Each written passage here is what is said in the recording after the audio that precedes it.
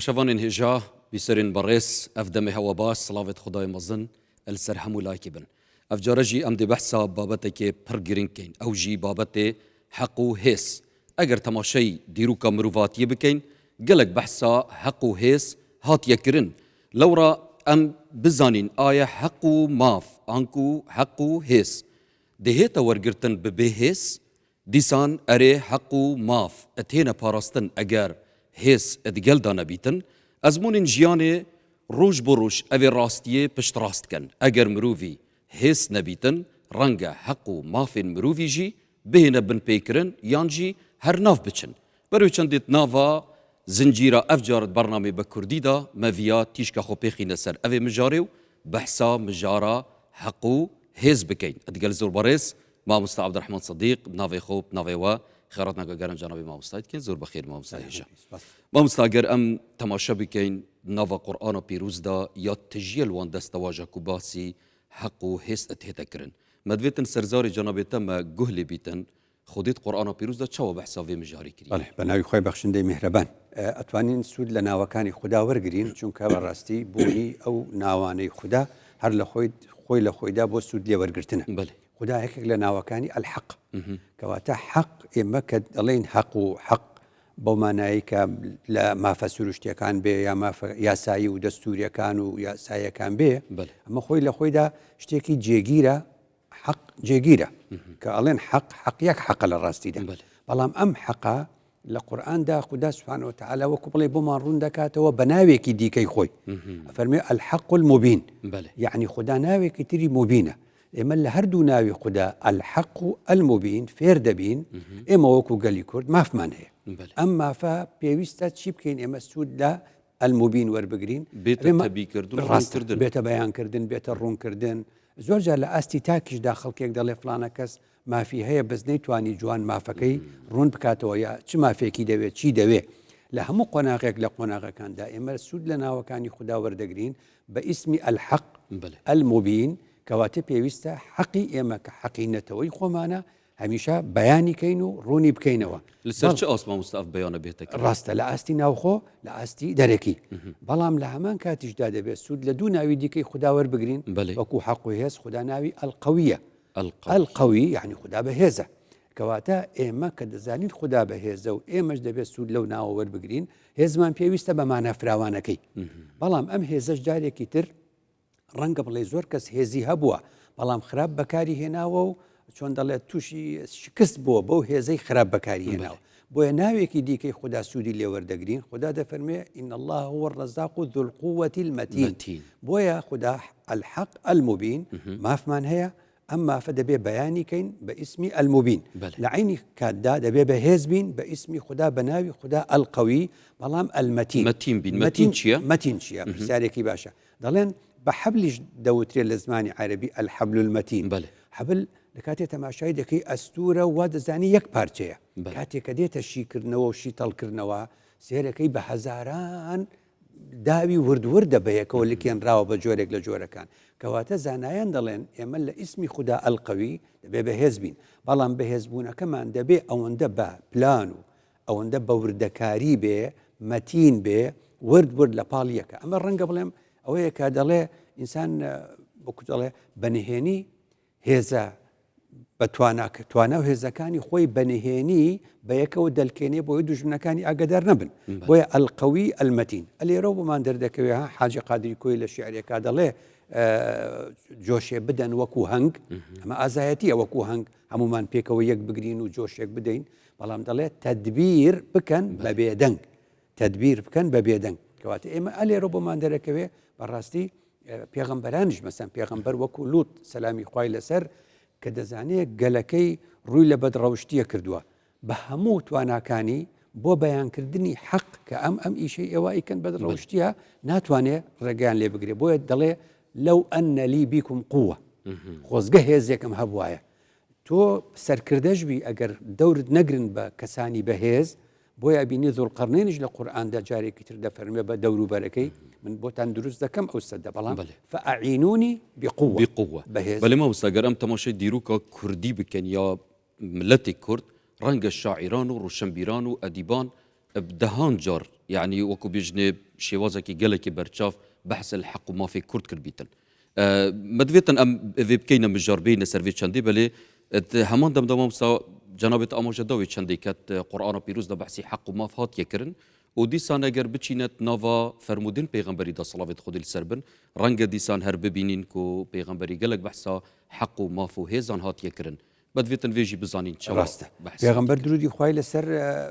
بپشت بستن به آیاتکانی قرآن دفرمی انسانی باوردار گرینگه به هز به اویش به همو معناکانی هز چه زانستی به چه هزی رق به چه هزی نرم به امان هموی باید دفرمی لفرمودیه که پیغمبر درودی خوای لسر المؤمن القوی أحب وخير إلى الله من المؤمن الضعيف باورداري بهز خوشويسترو باشتر للاي خدا لباورداري بهز بو چونك ناتواني خدمت بحقك ليرة بحثا هزا إرادية يانجي هزا فيزيكي بالي هردوكي بو نمونا بو دلين هردوكي چونك هز لسارتاو لناخدايا بلام دواي دچي بو فيزيكي وديتا داري بو نمونا خو هاولاني پیغمبر بمان دجيرنا دلين كنا في سفر مع رسول الله صلى الله عليه وسلم لقى پیغمبر درودي خوای لسل السفر بوين فينا الصائم وفينا المفطر هنديك ما لبر او سفر بو هنديك بروجو بو هنديك بروجو نبون لبر او سفر بو علي لبر او همو اواني كوا بروجو بون يتر بيتاقد بون وكوتن تواناي او انما هيش تبكن بويا اواني كبروجو نبون عذابون بهز بون خدمتي اواني شان كردو یارمەتی ئەوانیشیان دا و هەموو پێداویستیەکان لەو شوێن لە ڕێگەوبان هەمووی ئەوان ئامادەیان کرد ئەو کاتە پێغەمبەر فەرمێ ذهب المفطرون اليوم بالأجر ئەوانەی ئەمڕۆ لەم کاتەیە لەم سەفەرەیە بە ڕۆژوو نەبوون ئەوان خێریان زیاتر بوو بۆ چونکە کاریشیان کرد بۆ ئەوانەی کە بە ڕۆژوو بوون جا لێرە بۆمان دەرەکەوێ کە پێغەمبەر دوودی خوای لەسەر زۆر تاکید لە هێز یەکبوون هێزە بۆیە دەفەرمێ إنما يأكل الذئب من الغنم القاصية پیغمبر ده فرميه گرگ پلاماری کام مرده ده او مری که دور کوتوتوا لشوانك و لرانك لأنجام ده مجداري كتر پیمان دله اما هزمان لا يكبون من ده المؤمن للمؤمن كالبنيان يشد بعضه بعضا باوردار بو باوردار وكو بناوايا يا يكتري تواودا كانوا بهزدك بله ما مصيبرس ما فيا بيبدمك يجي اماجه ما بيدا كما قلتي اگر تماشای باب و کالین خوب بکن چل سر آست روشن بیری بیتن سر آست ادیب و شاعرت ما بیتن گلک دنگی خوب بلند کریه برس کریه بوی ایکی کو ام خدان مافینو مافی می هات یخارن بدویتن بچنه جیانا وانجی ده اوان چاو بحثا به چنده کریه اوانش حن من دادن بو کار کردن یا بو خود چک دار کردن به هر دو جوری هزکه بله به معنی اوی که ام سردم پیالن سوپر پاور و پیالن سوفت پاور یعنی هزی رق و هزی نرم اما لراستی ده اتواني بلي زانایانی اما شاعرانی اما ادیبانی اما خلقانی اما پیشینان من لادبیاتی کردی قدیم دا زور کاریان لسر کردو یعنی اما پیمان دلن مثلا تو لبواری اراده بکو باست کرد لبواری اراده مثلا بیکس پیمان دله بيسوده اوف امان بيسوده اوف امان لم عصر بامانه زۆر جار لە ساڵانەکانی پێشودا هەر ئاخۆ ئۆفمان کردووە بەڵام ئەم عەسرە خۆی بێ ئەمانە تۆ ناتوانی سوود وەرگری لەم پاڕانەوە و لەم دەربڕینی ناخۆشیە دەڵێ بێسوودە ئۆف و ئامان لەم عەسرە بێ ئەمانە عەزم و سەبات و غیرەت پێویستە لەم زەمانە عەزم سەبات غیرەت ئەمانە بکەی بە کوردی هەمووی پێمان دەڵێ ئەمانە هێزێکن لە ناخی ئێمەدا پێویستە ئێمە هەموو کاتێک بۆ ئەوەی بەهێز بین لە ئاستی دەرەکی و فیزیکی پێویستە ناخمان نەڕوخێ ما هەمیشە ئێمە سەرکردەکانمان جەخت دەکەنەوە لەسەر ئەم خاڵە کە ئێمە دوژمن ڕەنگە تێکمان بشکێنێ لە بوارێکە بەڵام ناتوانێت ئیرادەمان بشکێنێ ئیرادەمان عەزم و ثبات چ تشتمان هەموو ئەمانە یعنی کە تون عەزیمەت یعنی ئەمانە لە کوردەواریە هەر وەکو خۆی زۆر جار بەکار هێنراوە یعنی تۆ جێگیر بی لەسەر حەقەکەی خۆت ثابت بی غیرەتت هەبێ یعنی بۆ وەرگرتنی ئەو مافەی خۆت وەکوتەڵێ عەزم و جەزم یعنی سوور بی لەسەر وەرگرتنی ئەو مافەت ئەمانە هەمووی باسی چییە باسی ئەوەیە کە لە ناخی ئێمەدا مافەکانی خۆمانمان لەبیر نەچێ ئەمە جارێکی تر ئەگەر بێتە ئاستی دەرەکی پێویستمان بە هێزە پێویستمان بە سوپایە پێویستمان بە لەشکرە پێویستمان بە چەکی ئەم سەردەمە هەیە لە ڕاستیدا ئەمیش پێشی سەدان ساڵ حاجی قادری کوی جارێکی تر باسی دەکاتەوە دەڵێ پارانەوە و تەواکل هەیە بەخوا باشە تەواکل ئەوەیە هیچ نەکەیت و بڵێ پەنا بەخوا ئەوە هەڵێ و پێ دەڵێن تەواکل دەڵێ پارانەوە و تەواکل لەم عەسرە پارە ناکە ئەسبابی شەڕ پەیاکەن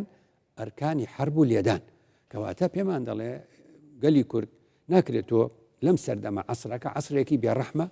عەسرێکە ڕەحم بە کەس ناکە لەو ساڵانەی ئەو کاتە وای گوتووە ئێستش هەر بە هەمان شێوەیە بۆیە پێویستە کورد هەمیشە بەهێز بێ لە ئاستی واتایی و لە ئاستی مادی ئەگەرم تەماشای کوردستانە خۆ بکەین هەرێمە کوردستانی بتایبەتتر و ناوە بەڕنامەی بە کوردیش دا ڕەنگە چەندین جارەمە بەحسا لێبوردەیی کردبیتن و ڤێگافکێژی ئەمێ بەحسا حەق و هێزێ دکەین ئایا ئەگەر حەق و هێز هاتت مەیدانێدا بەحسا وەرگرتنە حەقی کرد ئەپڕیا هێزێ ویدەمەیدا لێبوردەیی کێری خۆ بین ڕاستە خۆمە پرسیارێکە دەڵێن ئەگەر ئێمە حەق هەمیشە بەهێزەوە پەیوەستەکرێ ئایا ئەمە پێچەوانە نییە لەگەڵ دەستەواژەی لێبوردەیی و لێبوردون ئەڵێن نەخێر بۆ چونکە بەڕاستی لە ئاستی دنیادا تەماشا دەکەی دوجار ئەو سزا قورسانەی کە دەڵێ بەندکردنی هەتاهەتایی یان لە سێدارەدان باشەوە بۆچی لێبوردن نەیگرتەوە لەبەرەوەی تاوانەکەی ئەوەندە گەورەیە شایانی لێبوردن نییە و شایانی ئەوەش نییە لێبوردەی لەگەڵا بکەیت بۆیە ئەمە لە ساڵەکانی 1945ەوە کارن پۆپەر لەسەر ئەوەی کە ئەوروپا باسی لێبوردەیی کردووە تۆلێرانس لێبوردەی و تۆلێرانس و تەحملکردنی یەکتر و قبولکردنی یەکتر نووسینێکەیە بە ناوی پارادۆکس ئۆف تۆلێرانس یعنی ئەو دژ بە یەک بوونە ئەوش چییە لەوەدایە دەڵێ لێبوردەیی نییە بۆ کەسانێک کە بڕواان بە لێبوردەیی نییە دوژمنانێکمان هەیە ئێمە بە هیچ شێوازێک نە لێمان دەبورن نە لێبوردە و واتە لێبوردەیی بوو کەسێکێک کە شایان بیتن شایان بێ لەبەرەوە قسەیەکێ دەڵێن یوسف سەلامی خۆی لەسەر لەگەڵ براکانیە چەند باش بووە چەند لێبوردە بووە چەند چاک بووە لەگەڵیانە بەڵام ببینی ئەو برایە وەختی دەزانن ئەم ئینسانە ئینسانێکە و چاکە و ئەوەیە هەمیشە دەبینی غەدری لێ دەکەن بۆیە دەڵێن ئەگەر ئێمە هەمومان هەمیشە یوسف بین دەیان جار دەمان خەنە بیرەوە ئەو یەک جا خراوەتە بیرەوە دەیان جان بۆیە خوددا لە قورئاندا بۆمان باز دەکا دەڵێ لێبوردەیی مەرجێکی هەیە تۆ کاتێ لە من دەبووری کە من خۆم چاکەمەوە بڕیاری ئەوە بدەم خۆم چاکم وەڵام من هەر خراپ بم و هەر ئینسان بکوژم و هەر مافی خەڵک بخۆم چۆن لەگەڵمان لێبوردە ئەبی ئەوە لێرێ گەلی کورد زۆر گرنگە گەلی کورد فێری ئەوە بێ لەگەڵ بەرامبەرەکانی کاتێک دەبێت لەگەڵ ئەو بەرامبەرەی لێبوردە بێت کە خۆی چاکردی بەوەیە خوددا لە قورئان دەفەرمێ فمن عفا وأصلح فمن عفا وأصلح فأجره على الله کاتێک کە تۆ عەفوت کرد و لێبوردنت دا بە کەسێک بەڵام بۆ مەرجەی وأصلح ئەو خۆی چاکە اینجا ئەو کاتە تۆ پاداشتی تۆ لە لای خوددایە بەڵام تۆ بە بەردەوام لە بەرامبەر لە دوژمن ببووریت و ئەویش هەر بەردەوام بێ ئەمە گرفتێکە کە دەیان ساڵ ڕەنگە بڵێم سەدان ساڵە ئێمە زەرمە لێرە جوداکاریەکی تو نابینیت ناوبەرە کە لێبوردەیت ناوبەرە تاکێن جڤاکی و ناوبەرە ئاستی سیاسیدا بۆ نمونە جڤاک با هەمیشە لێبوردە بیتن بەڵام سەر ئاستی سیاسی سەر ئاستی عەسکەری سەر ئاستی بژین ئابووری یعنی تو چت بێژی جیاوازیەک نییە ناوبەرەوەی چەندێک هەر نییە بۆ لە کۆتاییدا ئێمە کۆمەڵە کەسانێکمان هەن کۆمەڵە کەسانێک تێ بەندیخانە بۆ دانراوە لەبەرچی بەندیخانەیە هەر لە سەردەمی ئیسلامی شەوە لە سەردەمی زووتر و هەموو پێغەمبەرانیش بەندیخانە هەر هەیە بۆ چونکە خەڵکانێک هەن با کەمینەش بن چاک نابن بڕیاریان داوە چاک نەبن ئەو تو سێری باندەکان و مافیەکانی مادە هۆشبەرەکان بکە یعنی نەک ئەوە خۆیان وەکو بڵێ خۆیان چاک نابن خەڵکی دیکەش توش دەکەن وەختێکە هێزەکانی ئاسایش دەچێت بۆ گرتنیان تەقە لە هێزەکانی ئاسایشەکەن نامەکەی هی لێ ئەوەی لێ بوو گەلێک باشە مامۆستا زۆر جار ئەم بەحسا ڕۆژهەڵات ناساژی دکەین چونکە وانجی گەلێک ئاخفتن هەنە لەسەر ڕۆژهەڵاتە ناوەڕاست ئەمژی بەشێکین ئەلڤێ ڕۆژهەڵاتێ ئەوان چاوە بەحس باب و کاڵێن مەکریە ئەدبیاوێ لێبوردەیەدا لە بواری حەق و هێزدا زیاتر یعنی وەکو بڵێ ڕۆژهەڵات ناسەکان خاڵی هێزی ئێمەیان زۆر دیاری کردو چەند جاوتومانە دەڵێن کورد ئازایە بەڵام لە هەمان کاتیشدا خاڵی لاوازی ئێمەشیان دیاری کردو ئێستا گرنگە ئێمە بیزانین یەکەم شت دەڵێن خاڵێک کە کورد هەیبێ و لاواز بێ ئەوەی کە مەسەلەن سێری نیکیتین بکەی ڕۆژهەڵات ناز تەماشای مینۆڕسکی بکەی تەماشای سۆن بکەی مێجەر سۆن و ئەوانە بکەی تەماشای ویگرام بکەی هەموو ئەمانە بەزێکەوە کۆکەرەوە چەند خاڵێکی لاوازی کورد دەتوانی ببینی یەکەم ئەوەی کە پێی دەوترێ خۆ لەبیرکردن ئێمە خەمی هەموو دنیامانە خۆمان لەبیر کردو زۆر جار کورد ئەوەندەی لە خەمی میوانەکەیەتی ئەوەندە لە خەمی خۆی نییە ئەوەندەی لە خەمی غەریبە بۆیە ئەمە ئەوە تا ئەبێ باشە دەڵێن کورد میوان دۆستە وایە باشە بەڵام کاتێک لەسەر حیسابی خۆت بوو کە خۆت نەبووی ئەو کاتە گرفتێکت بۆ دروست دەبێت کەواتە ئێمە هەمیشە لەگەڵ مافی گەلانین ئێستا شەروا دەڵین بەڵام دەبینی لە تنگانەکانە چێ لەگەڵ ئێمەیە ئەمە پێمان دەڵێ دەبێت تۆزێک زیاد لە ڕادا ئەگەمان لە مافەکانی خۆشمان بێ نەتوێینەوە لە پێناوی هەموو خەڵکێکی دیکەدا خۆمان نەکەین بە مۆمێک بتوێینەوە بۆ ڕووناچی خەڵکێکی تر بەڵام پێی نەزانێ ئەوەیەکێکە لەو گرفتانەکەەوە بۆمانیان ڕوون کردوێتەوە خاڵێکی تر ئەوەی کە باسمان کردو ڕەنگە جاری تریش نیازپاکی و خۆش باوەڕی ئەوەی کە پێمان دەڵێن بڕای پێ دەکەین وەختی بڕای پێ دەکەی دەبینی دوای دوجاروانیە جارێک نییە و دوو نییە و سێ نیە و بە هەمان شێوە لە هەمان کاتدا تۆ لە ئایندا دەبێت ڕازگۆبی ڕاستە بەڵام کاری سیاسی هەموو جار تەوریەکی تایە دەڵێن خاڵێکی تری لاوازی کورد ئەوەی لە دڵێتی لەسەر زمانێتی ئەوەی لە دڵێتی لەسەر زارێتی باشە ئەمە لە ئاینە زۆر باشە بەڵام لە سیاستە وانابێ لە سیاستە هەڵەیە ئەمە هەموو تۆ هەموو شتەکانت کەشفە هەموو شتەکانت لەبەر چاوی دوژمنە خاڵێکی تر دەڵێن کورد شێرە بەڵام هەموو جاری شێر لە شەڕەکاندا نایباتەوە هەموو جاری شێر لە شەڕەکاندا نایباتەوە بۆ چونکە بەرامبەرەکانت وەکو شێر نایەنە بەرامبەرت تۆ کورد با شێر بێ با ئازابێ بەڵام بەرامبەرەکانت وەکو شێر بێنە بەرامبەرت ئاساییە بەڵام وەکو ڕێوی دێنە بەرامبەرت بۆیە پێشی دایان ساڵ لەمەوبەر حاجی قادری کۆیی لە باسی وەزعی ئێمە لە دوای جەنگی جیهانی یەکەم و ئەو حاڵەتانە و ئەبینی چی بە سەرماندێ پێشی جەنگی جیهانی یەکەم یعنی دەڵێ لەسەر ئازایەتی ئێمە دوای قسە دەکا و دەڕوا لە شعرێکی دوور و درێژدا دەڵێ هەر ڕێویەک گەڕابێ ئازاترە لە شێران ڕێویەکێ دەگەڕێ و شت بە ئەکات و وەکو چۆن دەڵێ بۆ خۆی فڕوفێڵ تەواوە ڕێوی گەڕیدا ئەم ڕێویە کە دەگەڕێ و شت فێر دەبێ سەرنجام دەڵێ هەر ڕێویە گەڕاوێ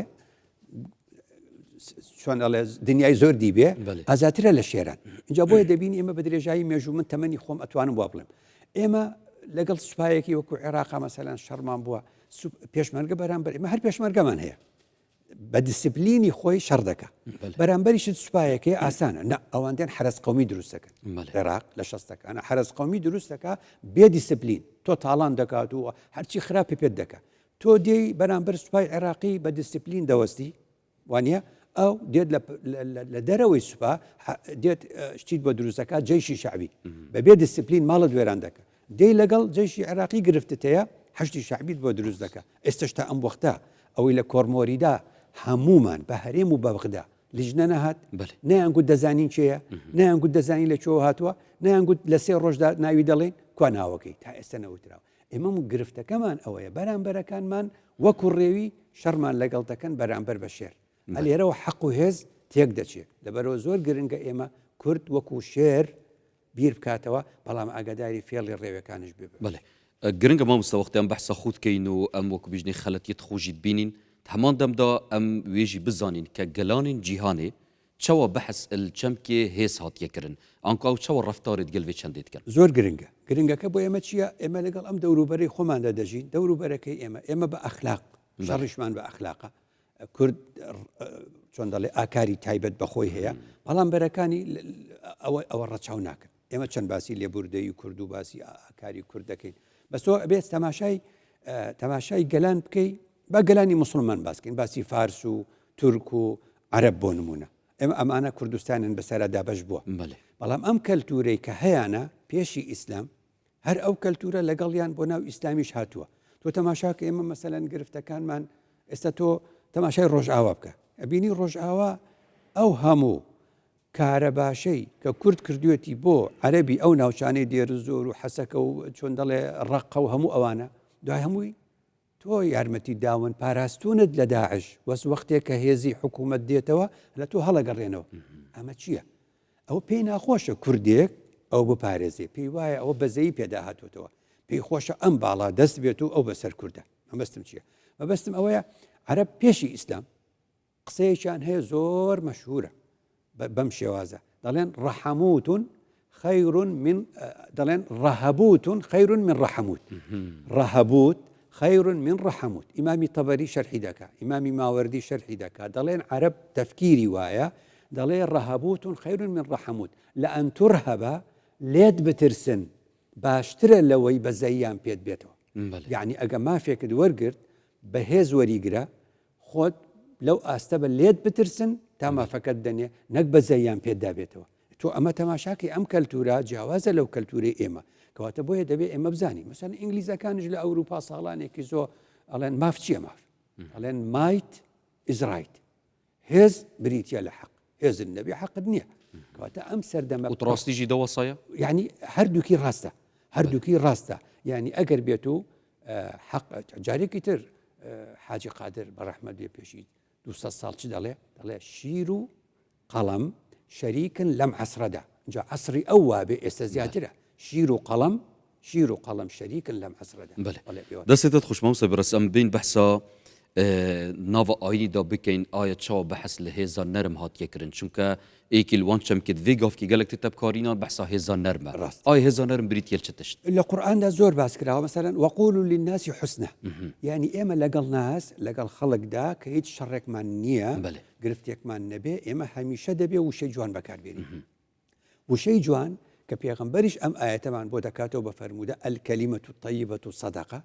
یعنی بۆچی وشەی جوان بۆچی وشەی پاک بریتە لە چاکە و بە چاکە بۆ دەنووسرێ چونکە ئەمە کۆمەڵگە بەرەو سەقامگیری و بەرەو ئاشتی دەبە ئەخلاق وئینەکە لەعەلا خولق عەظیم ئەخلاق زۆر گرنگە مەگەر ئاین چییە ئەگەر ئاین ئەخلاقی لێ دەرکەی چی لێ دەمێنێتەوە هەموو ڕۆژێک خەڵک بە بڵێ من عیبادەتی خوددا دەکەم و خوددا ناسم بەڵام بەبێ ئەخلاقی ئاین ناکرێ لەبەرەوە ئەخلاق خۆی لە خۆیدا لە ئاستە گشتێکەدا زۆر گرنگە بپارێزرێ لە پاڵ ئەوەی کە وتەی جوان و وتەی چاک و پاکە هەبێ لەو بوارەدا ڕەحمەت یعنی ئەم هەمووە پێغەمبەران بە دوای یەکەوە دێن تا کورتە بێتەوە و کۆ ئەکرێتەوە لە پێغەمبەر درودی خوای لەسەر محەممەد ئەفەرمێ خوا دەفەرمێ وما ئەرسەلناکە إلا ڕەحمەة للعالمین إنما بعثت رحمة للعالمين کەواتە ئەم ڕەحمەتە زۆر گرنگە ئەمڕۆ جیهان بۆچی تووشی ئەم هەموو قەسوەتە بۆ ئەم هەموو خەڵکە بۆ دەکوژرێ بۆ مافی دەخورێ بۆچی ژێر پێ دەکرێ بۆچی لە هەموو بوارەکاندا غەدر و ستەمکردن دێتە بوون لە مرۆڤایەتی هەمووی لەبەر نەمانی چەمکی ڕەحمەتە ئەوەتە هێزا نەرم بریتیە لە هەبوونە ئاکار و ڕەوشتی ئاکار و ڕەوشت وشەی جوان چۆن دەڵێ ڕەحمەت ئەخلاق حکمت